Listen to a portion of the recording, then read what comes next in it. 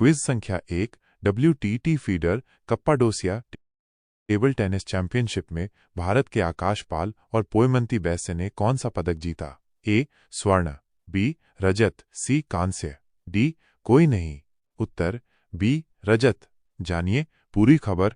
नमस्कार दोस्तों, आपके अपने YouTube channel quiz up learn and learn में आपका स्वागत है। आज हम आपके लिए एक धमाकेदार खबर लेकर आए हैं। भारत के युवा खिलाड़ी आकाश पाल और पोयमंती बैसे ने तुर्की में आयोजित WTT feeder Cappadocia table tennis championship में शानदार प्रदर्शन किया और मिक्स डबल्स इवेंट में सिल्वर मेडल जीतकर देश का नाम रोशन किया। कैसे जीता ये मेडल? आकाश और पोयमंती की जोड़ी ने पूरे टूर्नामेंट में कमाल का खेल दिखाया और कई मुश्किल मुकाबलों को जीतकर फाइनल में पहुंचे। फाइनल में उनका मुकाबला चीन की टॉप सीड जोड़ी जू फेई और हान फियर से हुआ, जिन्होंने उन्हें 7-11, 11-5, 11-6, 11-8 के स्कोर से हराकर गोल्ड मेडल जीता। भारत के लिए क्यों है ये खास? ये हमारे युवा खिलाड़ियों के लिए एक बहुत बड़ी उपलब्धि है। इससे इंटरनेशनल लेवल पर भारतीय टेबल टेनिस को और मजबूती मिलेगी। आने वाले बड़े टूर्नामेंट्स के लिए आकाश और पोयमंती का कॉन्फिडेंस बढ़ेगा। ये भारत के लिए एक ऐतिहासिक क्षण है, क्योंकि ये पहली बार हुआ है कि भारत के किसी खिलाड़ी ने WTT feeder Cappadocia table tennis championship में इतना अच्छा प्रदर्शन किया है। भविष्य की उम्मीदें। अब सभी की नजरें आने वाले एशियन गेम्स, कॉमनवेल्थ गेम्स और ओलंपिक्स पर टिकी हैं, जहां हमारे टेबल टेनिस स्टार्स और भी बेहतरीन प्रदर्शन कर सकते हैं। अगर आपको ये जानकारी पसंद आई तो वीडियो को लाइक करें, चैनल को सब्सक्राइब करें और बेल आइकन दबाना न भूलें, ताकि आपको ऐसे ही लेटेस्ट अपडेट्स मिलते रहें। क्विज संख्या 2। देश के पहले वर्टिकल बाइफेशियल सौर संयंत्र का उद्घाटन कहाँ किया गया? ए. मुंबई, बी. कोलकाता, सी. नई दिल्ली, डी. बेंगलुरु। उत्तर सी. नई दिल्ली। जानिए पूरी खबर। नमस्कार दोस्तों, क्विजअप लर्न और लर्न में आपका स्वागत है। आज हम बात करेंगे भारत के एक बहुत ही महत्वपूर्ण और नवीनतम विकास के बारे में। भारत में पहली बार वर्टिकल बाइफेशियल सोलर प्लांट का उद्घाटन। दोस्तों, भारत ने टेक्नोलॉजी और स्थिरता की दिशा में एक और महत्वपूर्ण कदम उठाया है। नई दिल्ली में Delhi metro rail corporation DMRC के ओखला विहार मेट्रो स्टेशन पर देश के पहले वर्टिकल बाइफेशियल सौर संयंत्र का उद्घाटन किया गया है। इस ऐतिहासिक प्रोजेक्ट का उद्घाटन किसने किया? इस सोलर प्लांट का उद्घाटन केंद्रीय आवास और शहरी मामलों के मंत्री मनोहर लाल खट्टर ने किया। वर्टिकल बाइफेशियल सोलर प्लांट क्या है? यह एक विशेष सोलर प्लांट है जिसमें सोलर पैनल दोनों तरफ से सूर्य की रोशनी को कैप्चर कर सकते हैं। कम जगह में अधिक ऊर्जा उत्पादन इसे वर्टिकल तरीके से इंस्टॉल किया जाता है, जिससे यह कम स्पेस में अधिक बिजली उत्पन्न करता है। यह दिल्ली मेट्रो के ऊर्जा संरक्षण मिशन का हिस्सा है, जिससे सार्वजनिक परिवहन और अधिक पर्यावरण अनुकूल बनेगा। और भी बड़े कदम। मनोज खट्टर ने DMRC के खैबर पास मेट्रो डिपो में 1 मेगावाट की रूफटॉप सोलर इंस्टॉलेशन का भी उद्घाटन किया। इसका मतलब है कि अब दिल्ली मेट्रो ज्यादा से ज्यादा सोलर एनर्जी का इस्तेमाल कर रही है। भविष्य में क्या होगा? आने वाले समय में और भी मेट्रो स्टेशनों पर इस तरह के सोलर प्लांट लगाए जाएंगे। भारत का लक्ष्य 2030 तक नवीकरणीय ऊर्जा को 50% तक बढ़ाना है और ये प्रोजेक्ट उसी दिशा में एक बड़ा कदम है। तो दोस्तों, क्या आपको लगता है कि भारत में ज्यादा से ज्यादा सोलर एनर्जी का इस्तेमाल होना चाहिए? कमेंट में यस लिखकर बताइए और वीडियो को लाइक करना ना भूलें। ऐसे ही लेटेस्ट अपडेट्स के लिए क्विजअप लर्न और लर्न चैनल को सब्सक्राइब करें और बेल आइकन दबाएं। प्रश्न संख्या 3। 51वें खजुराहो नृत्य महोत्सव में कलाकारों ने कितने समय तक लगातार नृत्य कर विश्व रिकॉर्ड बनाया? ए. 12 घंटे 30 मिनट, बी. 18 घंटे 45 मिनट, सी. 24 घंटे 9 मिनट 26 सेकंड, डी. 30 घंटे 5 मिनट। उत्तर सी. 24 घंटे 9 मिनट 26 सेकंड।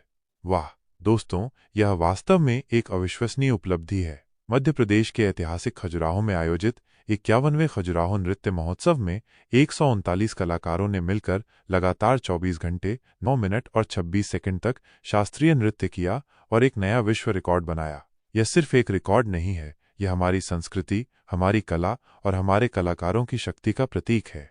मुख्यमंत्री डॉक्टर मोहन यादव ने इस महोत्सव का उद्घाटन करते हुए कहा कि शास्त्रीय नृत्य केवल एक कला नहीं, बल्कि ईश्वर की आराधना का एक रूप है। खजुराहो नृत्य महोत्सव इतना खास क्यों है? यह भारत के सबसे प्रतिष्ठित शास्त्रीय नृत्य महोत्सवों में से एक है। इसमें भरतनाट्यम, कथक, कुचिपुड़ी, ओडिसी, मणिपुरी और मोहिनीअट्टम जैसी विभिन्न शास्त्रीय नृत्य शैलियों का प्रदर्शन किया जाता है। और सबसे खास बात, यह यूनेस्को विश्व धरोहर स्थल खजुराहो के ऐतिहासिक मंदिरों के सामने आयोजित किया जाता है, जो इसे और भी भव्य बना देता है। दोस्तों, यह रिकॉर्ड गिनीज वर्ल्ड रिकॉर्ड्स में दर्ज हो चुका है। क्या आपको लगता है कि यह रिकॉर्ड कभी टूटेगा? अपनी राय कमेंट्स में जरूर बताएं। अगर आपको ये वीडियो पसंद आया तो इसे लाइक करें, शेयर करें और क्विज़अप लर्न एंड लर्न को सब्सक्राइब करना न भूलें। और हाँ, बेल आइकन दबाना न भूलें ताकि आपको हमारे सभी नए वीडियो की नोटिफिकेशन मिलती रहे।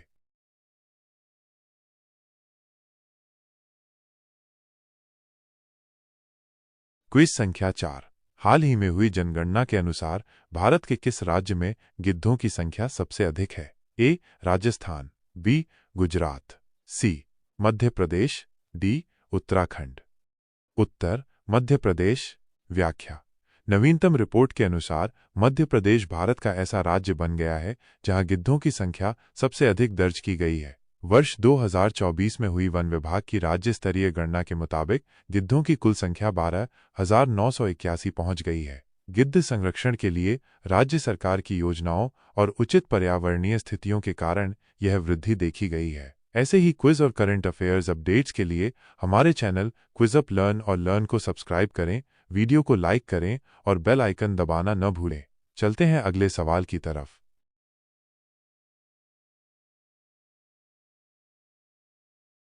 क्विज संख्या 5। टाइम पत्रिका द्वारा वुमन ऑफ द ईयर पुरस्कार के लिए किस भारतीय महिला को नामित किया गया? ए. कल्पना चावला, बी. पूर्णिमा देवी बर्मन, सी. अरुंधति भट्टाचार्य, डी. सुनीता विलियम्स। उत्तर पूर्णिमा देवी बर्मन।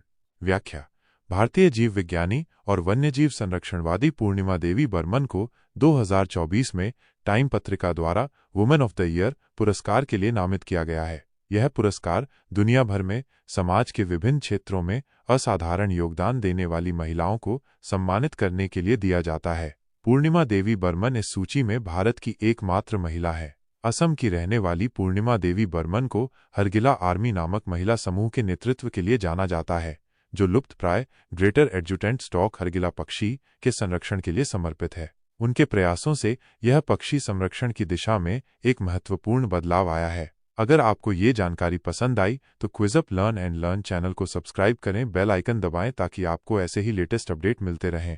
अगले सवाल के लिए बने रहिए हमारे साथ।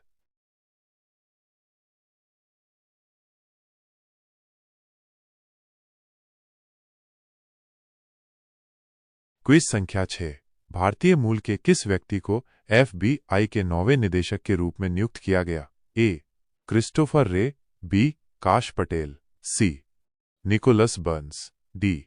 विवेक रामास्वामी। उत्तर काश पटेल। व्याख्या: भारतीय मूल के अमेरिकी नागरिक काश पटेल को संघीय जांच ब्यूरो FBI के 9वें निदेशक के रूप में नियुक्त किया गया है। वो इस पद पर पहुंचने वाले पहले भारतीय मूल के व्यक्ति हैं। अमेरिकी सीनेट ने उनके नामांकन को 51 में से 49 वोटों से मंजूरी दी, जिसमें 2 रिपब्लिकन सीनेटरों ने उनके खिलाफ मतदान किया। काश पटेल ने क्रिस्टोफर रे का स्थान लिया, जिन्होंने राष्ट्रपति जो बाइडेन के प्रशासन में इस्तीफा दिया था। निदेशक पद संभालने के बाद पटेल ने FBI की पारदर्शिता और जवाबदेही बढ़ाने पर जोर दिया, ताकि जनता का विश्वास बहाल किया जा सके। उनकी नियुक्ति पर डेमोक्रेट्स ने कड़ा विरोध जताया, क्योंकि उन्होंने पहले रूस चुनाव हस्तक्षेप जांच को कमजोर करने में भूमिका निभाई थी और पत्रकारों व डीप स्टेट के खिलाफ विवादित बयान दिए थे।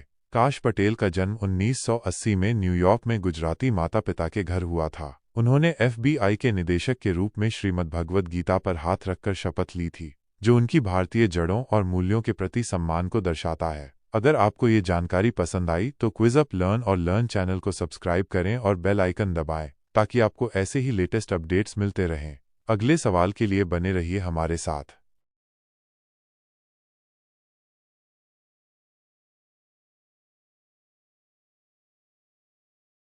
क्विज संख्या 7। उदयपुर में आयोजित दूसरे अखिल भारतीय राज्य जल मंत्रियों के सम्मेलन का मुख्य विषय क्या था? ए. स्वच्छ जल, बी. जल शक्ति अभियान, सी. भारत एट 2047 एक जल सुरक्षित राष्ट्र, डी. नदी संरक्षण। सही उत्तर भारत एक्ट 2047 एक जल सुरक्षित राष्ट्र। व्याख्या। दूसरा, अखिल भारतीय राज्य जल मंत्रियों का सम्मेलन 18 और 19 फरवरी 2025 को उदयपुर, राजस्थान में आयोजित किया गया। यह सम्मेलन जल शक्ति मंत्रालय, भारत सरकार के राष्ट्रीय जल मिशन द्वारा आयोजित किया गया था। यह सम्मेलन 5 और 6 जनवरी 2023 को भोपाल, मध्य प्रदेश में आयोजित पहले सम्मेलन की अगली कड़ी थी। सम्मेलन का मुख्य विषय था भारत एक्ट 2047 एक जल सुरक्षित राष्ट्र, जिसमें जल संरक्षण और जल प्रबंधन पर विशेष जोर दिया गया। इस सम्मेलन में देश भर के जल मंत्रियों ने भाग लिया और भविष्य की जल सुरक्षा नीतियों पर चर्चा की।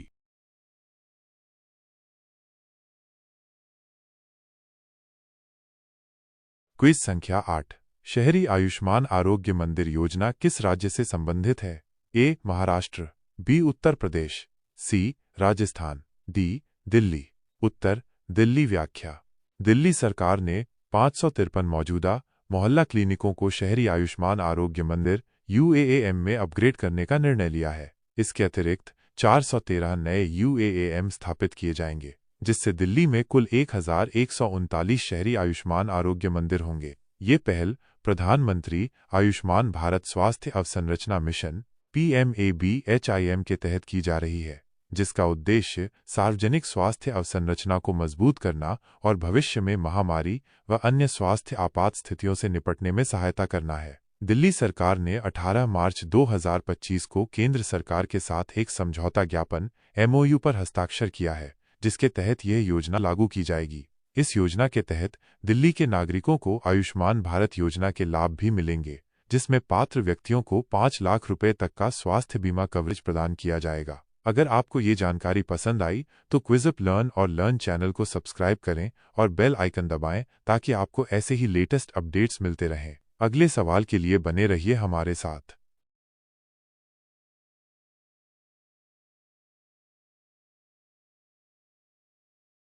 क्विज संख्या 9। 98वें अखिल भारतीय मराठी साहित्य सम्मेलन का आयोजन कहाँ किया गया? ए. पुणे, बी. मुंबई, सी. नई दिल्ली, डी. नागपुर। उत्तर नई दिल्ली। व्याख्या।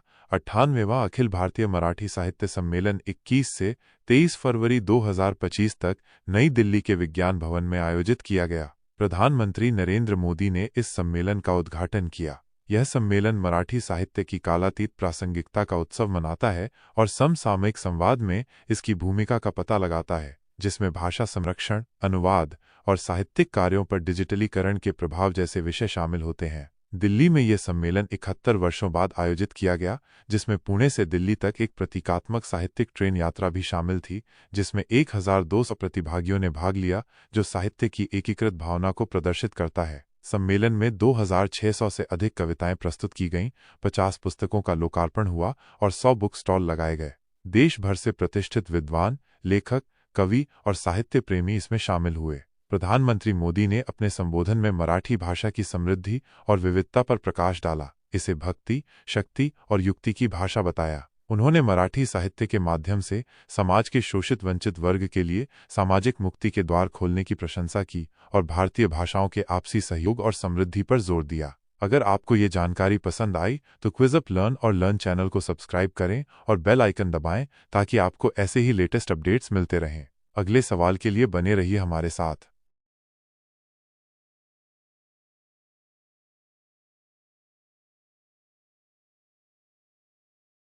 क्विज संख्या 10। प्रधानमंत्री नरेंद्र मोदी ने सोल लीडरशिप कॉन्क्लेव के पहले संस्करण का उद्घाटन कहाँ किया? ए. जयपुर, बी. नई दिल्ली, सी. मुंबई, डी. बेंगलुरु। उत्तर नई दिल्ली। व्याख्या। प्रधानमंत्री नरेंद्र मोदी ने 21 फरवरी 2025 को नई दिल्ली के भारत मंडपम में सोल लीडरशिप कॉन्क्लेव के पहले संस्करण का उद्घाटन किया। ये 2 दिवसीय सम्मेलन 21 से 22 फरवरी 2025 तक आयोजित हुआ, जिसमें राजनीति, खेल, कला, मीडिया, अध्यात्म, सार्वजनिक नीति, व्यवसाय और सामाजिक क्षेत्र के प्रमुख नेताओं ने भाग लिया। इन नेताओं ने अपने जीवन के अनुभव साझा किए और नेतृत्व से जुड़े विभिन्न पहलुओं पर चर्चा की, जिससे युवा नेतृत्व को प्रेरणा और मार्गदर्शन मिला। सम्मेलन का आयोजन school of ultimate leadership SOUL द्वारा किया गया, जो गुजरात में स्थापित एक उभरता हुआ नेतृत्व संस्थान है। इसका उद्देश्य भारत में राजनीतिक नेतृत्व को व्यापक बनाना और योग्य, प्रतिबद्ध तथा जनसेवा की भावना जरूर। रखने वाले